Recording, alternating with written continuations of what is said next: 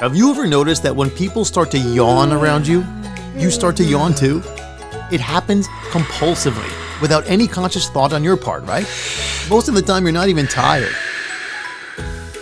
How about when that kid who sits next to you in first period sings a song once or twice early in the morning, and then bam, that stinking song is stuck in your head for the rest of the day, right? You don't even like that song, but it won't go away. It's in your head. Why does that happen? Well, it happens because of evolution. Human beings evolved to become social creatures. That means that we catch things from each other. We mimic one another. A yawn here, a song there, the styles we end up liking, or even the unique words or speech patterns that we often end up using around our friends. These things are usually transmitted to us by others. That's why it's so important to be careful with how you use social media, because you can easily catch things from others. In fact, the social media companies are counting on just that. That's how they change your behavior, which is why they gave you that free app to begin with. They want to change you, and then they sell that change to their clients. They'll even use your own friends against you. Have you noticed them using your friends' profile pics alongside some of their content or advertisements? They're literally hacking your evolutionary need to be like your friends. Social media companies also use something called algorithmic amplification. They use this to increase the effect of the content that they show you. So instead of making you yawn or hum an annoying tune all day, they want to change the way that you act, think, and feel about topics that are important to their clients. And they're really good at it. Most people don't even know it's happening, or they don't even want to admit that they could be influenced this way. But the fact of the matter is, these companies employ highly trained psychologists using highly effective behavioral modification techniques, who then feed those powerful techniques into a supercomputer that is pointed directly at you once you download their app. Their techniques work. They work really well, especially on teenagers. You really don't even have a chance. If you're not comfortable with a little mind control, then you've got no business being on a social media app. And if that little bit of mind control doesn't really bother you that much, you should also be aware of some unintended consequences that might bother you. You see, when something goes popular online, we say that it's gone viral, and that term is not an accident. We catch things from each other, just like that yawn. And this is what allows topics, beliefs, and behaviors to spread socially like a virus. Experts have repeatedly tracked the social spread of everything from crazy hairstyles, memes, and music, to even ridiculous myths that cause false public alarm. You've seen this happen yourself.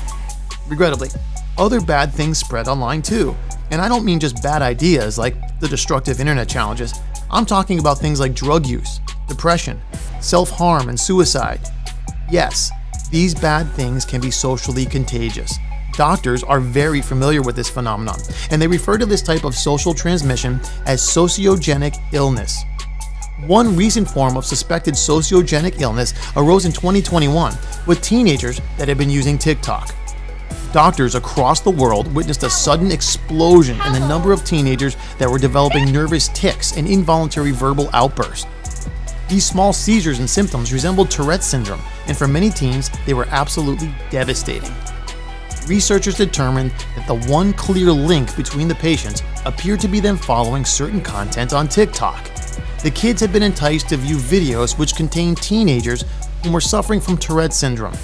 Some of the teens who viewed these videos either viewed them repeatedly or followed the influencers that had posted them. This exposed the teens to more videos, and some of those teens began to develop symptoms that mimicked the disorder that they were watching. They caught it through social media. What I've just told you is not a rumor, it's not a myth. There have been several credible published studies and numerous press reports specifically confirming the correlation between those TikTok videos and the teenagers' illnesses. As it turns out, doctors were not very surprised, and neither should you be. Chances are, everyone watching this video has watched one of their friends catch something from social media. Their friend watched a video which created an innocent interest or curiosity, but then the supercomputer behind that app kicked in and did its job.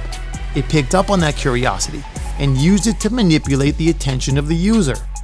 Artificial intelligence is deployed to suck that viewer down a rabbit hole, and what was once an innocent interest became a constant influence in their life. That's how it works. Before they knew what was happening, they were hooked, and the curiosity became their reality, or maybe even their obsession. Now, I'm not blaming TikTok, Tourette's, or the teenagers for this phenomenon, but it's absolutely clear that the social media companies are playing with fire here.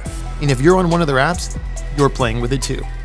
The online world is a very dangerous place today, and this is just one of the ways that it can come back to hurt you. Be careful what you watch, because it may become your obsession.